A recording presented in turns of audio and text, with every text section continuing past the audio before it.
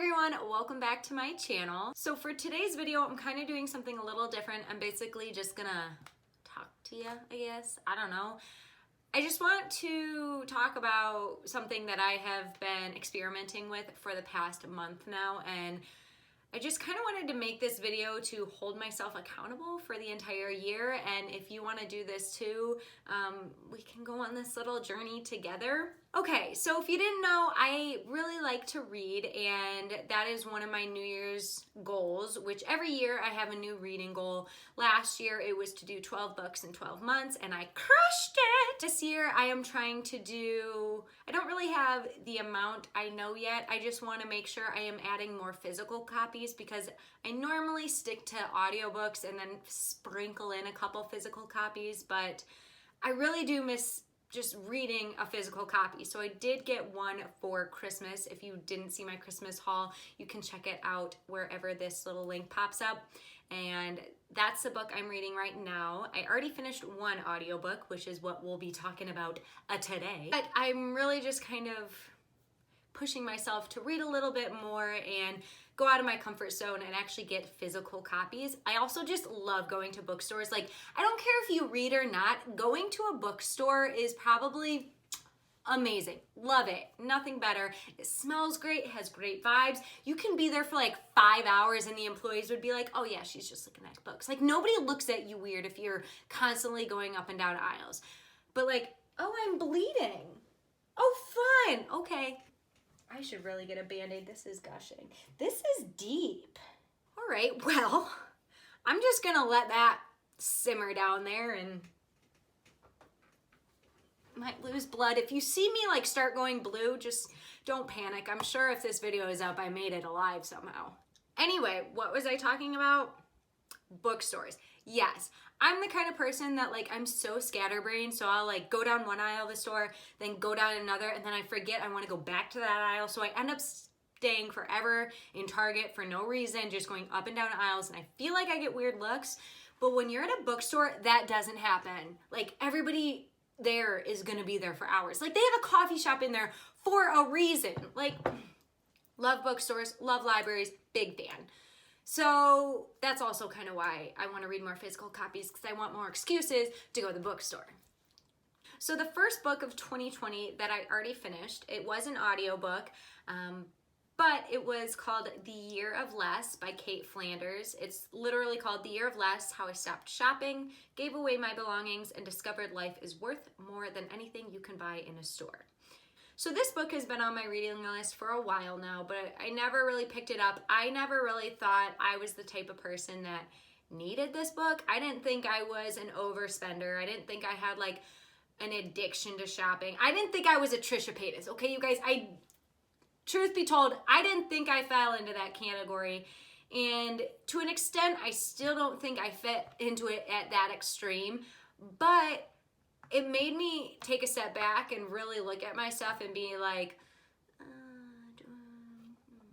so I'm so thankful I did, because not only has it changed a lot for me in my life and what I choose to do going forward, but within just 1 month, I've saved 25% of my income that I normally wouldn't have saved and I normally would have spent. So this video is kind of just explaining my year of less and how I'm gonna go about with it. I definitely recommend you reading this book if you're at all interested in this video or what I'm doing. All the credit goes to Cait Flanders. She's the one that started this whole thing and got the spark in me. She talks about in the book how she kept feeling not poor, but she's like, I make good money, but where is it all going? Like, I should be having, for as much as I'm making, I should at least have at least something in my savings account. And that's how I felt. I was like, I've been working in the professional environment for 4 years now, and I barely have a savings going, which is embarrassing to say. So it kind of made me take a step back and think, okay, well, then where is my money going? And she kind of fleshes it out in the book, and it was just like, well, if you look around you in your house, that's where it's going. I'm sitting next to a whole tower of makeup. I have 4 closets, which I am working on diminishing now, but it's just, that's where all my money has been going, instead of stuff that instead of saving it. Long story short. So basically, I am on here to say I am trying to do a year of less. She does a shopping ban for an entire year, and in that year, she's only allowed to purchase consumables like your food products, your soap, your toothpaste, things like that that you will use, but you're not supposed to be buying backups. You buy what you need and that's it. As well, she has an approved shopping list. Hers is very limited. I'm not gonna have that limited of an approved shopping list. I'm gonna make mine a little larger, but we can talk that later if that's something you guys wanna talk about. And then gifts are okay and things of that nature. But when it comes to just mindlessly going into a store because you're bored or seeing a new release of a makeup item that I really want just to buy it because I want it, that's the kind of stuff I want to take a step back and think about before I purchase. In her book, she talks about being a mindful consumer. I think that's going to be my word of the year, is trying to be mindful. I want to understand where my money is going, why it's going there, and I want to be happy with what I'm purchasing, not purchasing it, enjoying that rush of excitement of getting that package in the mail or getting that new shirt to try on, and then a week later like completely forget what I bought, because that happens. So now I just want to kind of talk about what my year of less will be for me and how I modified it to my needs. Again, this will be different from what Kate did in her book, but she inspired me to do this, so still props to her. The basics of it, I will be only able really to purchase replacements of items, consumables, and if something breaks, I can replace that. So if my jeans rip, I can buy a new pair of jeans. If I run out of foundation, I can buy a new foundation. Or if I need food, your girl can get food. It's just not going over excessive. It's not going to the grocery store and being like, oh, these look good, oh, these look good. No, what I need is what I'm gonna get, and that's it. So that's just kind of a broad look on what I'm thinking about is replacements, damaged items, and consumables. That's the big things I only wanna be spending my money on this year. And then while not spending is great, using what I already have is what really makes this challenge so worth it. It's because I'm getting use out of stuff that I've purchased with my own money or have received as gifts, and I haven't given them the love that they should deserve. For makeup, for example, I am not gonna buy any new makeup unless I run out of something in that category. For example, foundation. If I run out of my foundation, your girl can go buy more. I'm not running around town with no foundation on. But when it comes to an eyeshadow palette or something like that, I have like 16 over here. I think I'm gonna be okay. I really wanna get into Project Pan this year, and maybe I'll start posting videos about that. If you're interested in that, please give this a thumbs up. I have some that I'm already trying to pan right now, and I think just making updates to my YouTube channel will kind of help me keep progressing and helping me stick to this plan here. When it comes to like my clothing and things of that nature, I have 4 closets in my house. I do not need that many clothes. I don't know who I think I am, but no. And it's just sad because half of that stuff I don't wear. So I've already been going through quite a lot of it, and I use ThredUp, which is an app where you can get a bag, they'll send you a bag, you fill it with your clothes and you send it back, and you can either choose to sell your clothes or donate them. I have already gave them 5 bags of clothes. I'm almost down to 3 closets now, so hopefully I'm hoping July I'll be down to 1 closet, or at least 1.5. But it's really to look at my items and see, okay, what of this am I actually gonna wear? What do I actually like out of my clothes? And if I don't like it, or if I'm just holding on to it for sentimental reasons or for reasons unknown, then get rid of it. Like, there's no point of me holding on to something that's taking up space in my life. And then the last thing I'm doing is I am making sure I am doing constant deposits into my savings account. And I think something that's really important when it comes to the money aspect of this challenge is to make sure that your savings account is separate from your checking account. Because if it's still in your checking account, girl, you can still see that.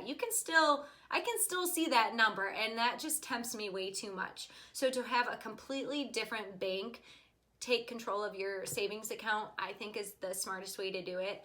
I personally use Ally. This is not an ad or anything. Like, I have 8 subscribers. Who would I be advertising to? But I use Ally and I really enjoy it because you can make buckets, and for each bucket you can put a percentage on. So if you transfer over $100 into your savings account, you can have 25% of it go toward vacations, 25% of it go toward emergencies, 25 go to a new home or whatever you want. So that's currently what I have. I have a couple short-term goals that I really want to hit on that, as well as some long-term goals that I want to hit that are in buckets. So with just these three things combined, being more mindful of what I'm consuming, being more sustainable in how I'm consuming things, as well as using what I already have, I have saved more than 25% of my monthly income this month in January. And if I can do that every month for an entire year, I can't do math, but I know that's a lot of money. I really don't know if any of this video makes sense. I might just be blabbering. I just have so many thoughts in my head that I just wanted to tell you guys. I've been doing it for a month now, and I already see the progress that's in my savings account now, and I'm blown away. So I can only imagine how it's gonna go moving forward. I know in the beginning I thought this was gonna be incredibly hard. I really didn't think I could do it. Just because I'm a type of person that, like, I love those little surprises of getting a little thing in the mail every week. Like, I would always have something coming to my house. I always had something to look forward to. And I thought without that, I was not gonna have anything to look forward to, or I wasn't gonna have any happiness, which is stupid because now I'm seeing that I have all this money that I can now move to the state I wanna move and live a life that I wanna live. Like, that's so much more rewarding than getting a makeup palette in the mail. I don't know, maybe that's just me. Don't get me wrong, I still love makeup. I'm still gonna play with it. And maybe if I can do this, I'll treat myself. No, Sarah, look, I'm already thinking of excuses. Sarah, my point is, this was really scary for me to start this and kind of just go cold turkey on going to my TJ Maxx and my Marshalls and just browsing. But it's kind of gotten easier as the month went on. The more I kept saying to myself, oh, I'm gonna save that. Oh, I'm gonna save this money that I would normally be putting toward this sweater, or saving this money that I'd normally be putting toward this lipstick. It's just becoming easier now to not desire to go shopping. I'm not wanting to go shopping. I don't need anything. Am I just rambling? I gotta stop drinking 2 cups of cold brew before my videos, because not only do I sweat, I'm bleeding out of my leg, and I just can't stay focused. But we're trying to get through this. Lord help the woman that's editing this. It honestly just boils down to the fact that I'm really excited to see what I can do with this year and how much money I can save, as well as how mindful of a consumer and how sustainable of a consumer I will be 12 months from now. I am hoping I will only grow in this experience. I feel even in this short 24 days of January that it's been, I feel like I'm already starting to change some certain habits in me that are really helping me. And I just feel happy. I'm really happy that I'm now being surrounded by items that I genuinely love and that I genuinely want to use. And it's not all cluttered with clothes I'll never wear, or clothes I'm saving for no reason, or makeup that's been expired since 2009. I just feel good. And I guess that was the whole point of this video. I feel good. So if you want to do your year of less, I definitely recommend it. Even if you don't want to do it, I recommend at least looking into the book, because I never thought I would be somebody that would do this type of experiment. But after reading it, it just makes so much sense to me to not do it. So I will leave a link to the book down below. Again, it's not sponsored. Again, I have 12 subscribers. Oh, I went up 4 from last time. Either way, I just think it's really an eye-opening book. I've read a lot of self-help books, and this is the first one that really spoke to me. I read the whole Marie Kondo, The Life-Changing Magic of Tidying Up, and I just thought that was such bullshit. Not bullshit, but it was just kind of like, I feel like that's just for minimalists. I'm not trying to be a minimalist. I'm just trying to be mindful of what comes into my house and mindful of the things I'm using every day and not just casually going out and spending $200 just because it looks nice. You get what I'm saying? So this is a series I will try to keep up with throughout the entire year, so I hold myself accountable, constantly keeping updated on the savings of my money as well as how much stuff I'm getting rid of, and then maybe showing my panning of my makeup and things of that nature. So I hope you guys will buckle up and get on this roller coaster ride with me, and if not, I hope you guys have a wonderful 2020, and here's to a year of less, brothers.